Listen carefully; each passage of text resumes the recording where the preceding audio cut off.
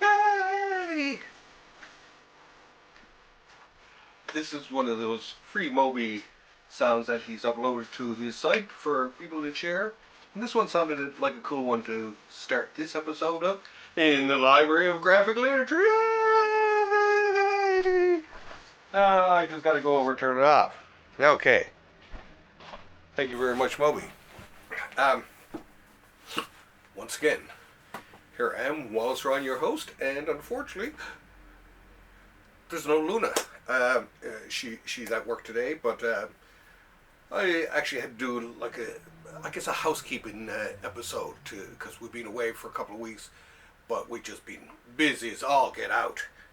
Myself, I'm busy with running for the local city council, and it's a lesson to all you out there. You know, whether you're an American, Canadian, or whatever, why not give it a try? I mean, we always talk about and we always complain about what's going on in our cities, provinces, states, countries, whatever. But yeah, give it a try. See, you may not get in or whatever, but at least you get up and your voice is being heard. That alone is worth it. Anyway, also too, the big thing here the past few weeks was the St. John's Comic Arts Festival, of which I was a participant. Not last weekend, weekend before. Oh, took a while to recover from it. It was 2 days of comics, creators, and just a lot of fun. I got to meet a good old friend of mine, Kathy Jones, who fresh in from Nova Scotia. Her daughter, who makes comics. There was a lot of people there. It was a great time. Had a great time. And we gave away a couple of awards. I gave away the Jerry Porter Prize from Pure Comics, and it went, strangely enough, to my pal Paul Tucker. Very deserving young man. Very promising. And but also the big news actually that I wanted to get to was, and I know I've talked about it before, but I got to mention it again. Was we had the official launch on the Saturday night for town, St. John's and Comics. So we all gathered at this place downtown called the Bannerman Brewery, I think it is.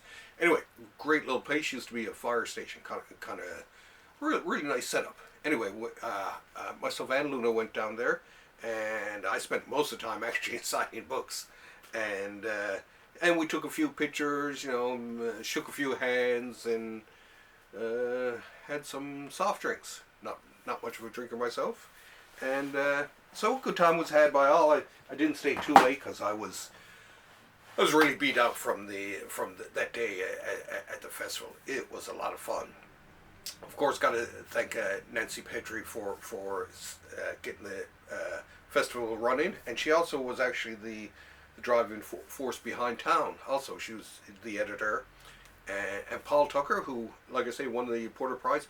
He actually did the layout, everything in that. He did an amazing job. He took a couple of sketches of mine and used them. He colored them and used them around the book, from the cover inwards. And I was quite surprised when he showed me in the end. And he added the word balloons in the text.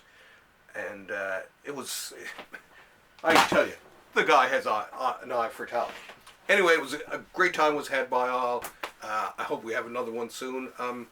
I hope to have another Pure Comics soon. That was a lot of fun. Anyway, I got a little stack of books here. Another one is from the same company that gave us Town. Is Black Panel Press's Al Capone. The reason I got this was, of course, at the festival there were all kinds of other tables and all that, including our publisher's table. And I was over having a chat with them, and I was looking at some of his other books, and I was like, oh my God, he does print a lot of comic stuff here. And he said, which book would you like? And so he donated this to the library. But he has a great range of comics from Europe, from all over the world, and now from St. John's, Newfoundland. If you want to have a look at what St. John's, Newfoundland is like, you should get Town. It's a great book. And check out Black Panel Press. They do a lot of amazing stuff. Now, to get back to my backlog here, let's start out with, and I know a couple of weeks late with this, but the comics will just be piling up here, is Matt Fraction and Steve Lieber's Superman's pal, Jimmy Olsen. No, no, no, no, no, no, no, no, no, no, no, no, no. Now, of course, I know if Luna was here, she'd be telling me to give you folks a close-up on this. I like it, actually. It's like a combination of a pile of little Jimmy Olsen stories, and I have to say it's quite entertaining. I wasn't sure what to think at first. You know, they were only little short stories, but in some ways I'm a bit of a short story fan anyway. And I'm loving it so far. I'm still reading it, but I'll say one thing, is that this book is without doubt the second best Jimmy Olsen ever made. I know that Matt and Steve are probably like saying, "What are you talking about?" But the only other Jimmy Olsen for me is Jack Kirby's Jimmy Olsen. Hey! One of the few people, well, actually one of the first people to make Jimmy Olsen cool. Anyway, let's continue on with my little pile here, which includes actually another donation. But before we get to that, we have from Dark Horse, the fine folks at Dark Horse, Dr. Worthless, boom, boom, boom, boom, boom. Now this is apparently, it's, as they say here, an examination of one of the most polarizing figures in pop culture, Dr. Frederick Wordham. Reviled by comic book fans as a witch-hunting zealot who stirred up panic among the parents of America for his own self-promoting purposes, he was also a renowned psychiatrist. So, 2 marks against him. Anyway, this is from Harold Schechter and Eric Powell, best known to us as the creator of The Goon. And I'm still reading this. This is very, very dense reading, but I'm enjoying it so far. But I'll say this much, maybe it's because a lot of times I'm reading it without my glasses on or whatever, but so far I'm enjoying it. I love the sort of the wash look on the artwork rather than going with full color. But so Powell's art is this shows you how versatile someone like him is. He can go from The Goon to, he did, what was the other one now? Yeah, did you hear what Eddie Gein done to this one? So that's I'd like to see someone who can stretch their wings. Now, the donation that came through, and it's funny because this actually came from my good pal Dennis Osborne. Yay, Dennis! Yay! And what was Dennis had bought the all-new X-Men Omnibus, and I thought about it, but I was trying to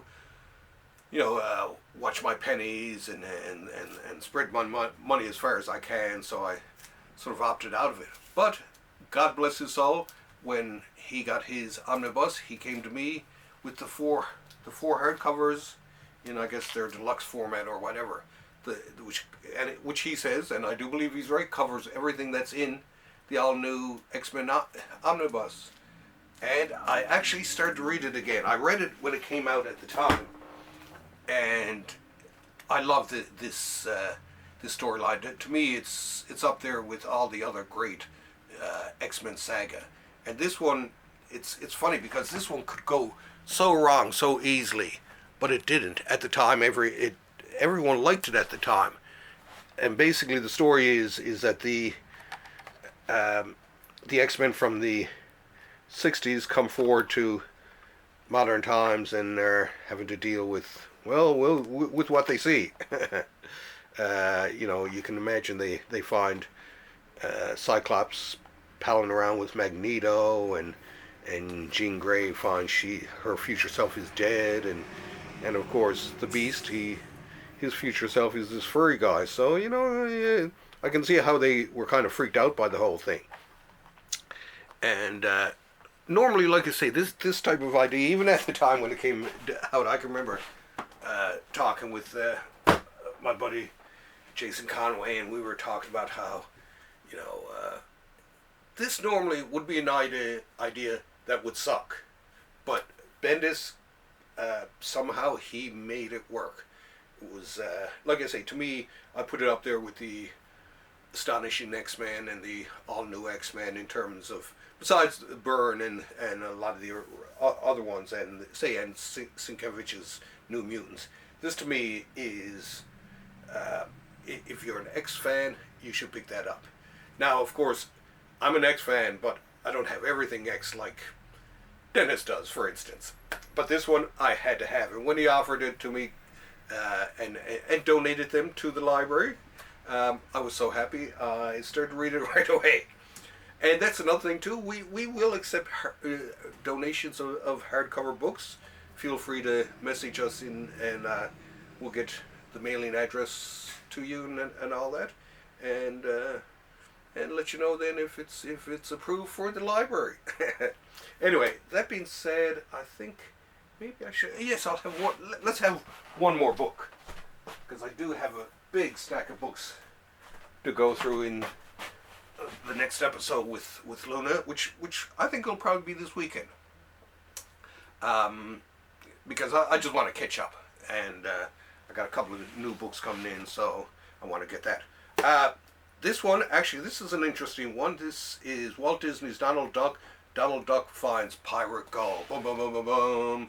Now, the interesting thing about this is part of the Carl Barks library, which is about 30 books long. And this is the latest one. They've put out 28 books, I think, up to this point. And was it 28 or 27 or 28 books? But they had started, I think, from actually what would have been either volume 5 or 6, and they went from there, because that was where the really good stuff started. And they waited to print the first 4 volumes until towards the end, which I can kind of understand. But still, myself, I'm such a Duck fan that, you know, even the early Carl Barks is, to me, worth having a read of, because it's important to me to see the evolution of an artist. It's like looking at Barry Windsor Smith when he was working on Conan, looking at the first issue of that, and then comparing it to issue 24, The Song of Red Sonja, which is like light years in the difference in terms of the quality. Same thing with these books too. And same with a lot of artists who you can watch and see grow. Bill Sienkiewicz, for instance, he started out, he was obviously heavily influenced by Neil Adams, but then he became Bill Sienkiewicz with the New Mutants. And that's why I love watching the artists grow over basically, over years, over their lifetime. And that's one thing that AI can't do. Besides the fact that it sucks, it can't improve and change and do stuff like that. That's why art is best done by real artists, by humans, not typists. Okay. That being said, that's a wrap on one of this week's shows. The next one, I promise you, Luna will be back. This is really just a fill-in episode, just to let you know that we're still alive, that, the reason I haven't done a show is because of all the stuff going on and all that. But I do, like I said, I have a pile of books to go through, and so we're going to do, like I say, at least another show, maybe 2 over the weekend, who knows. That being said, thanks for having us over, and maybe I'll just end it with a bit of that Moby music. Okay, we'll see you next week or whenever. Bye! Boom, boom, boom, boom, boom. Do-do, do-do.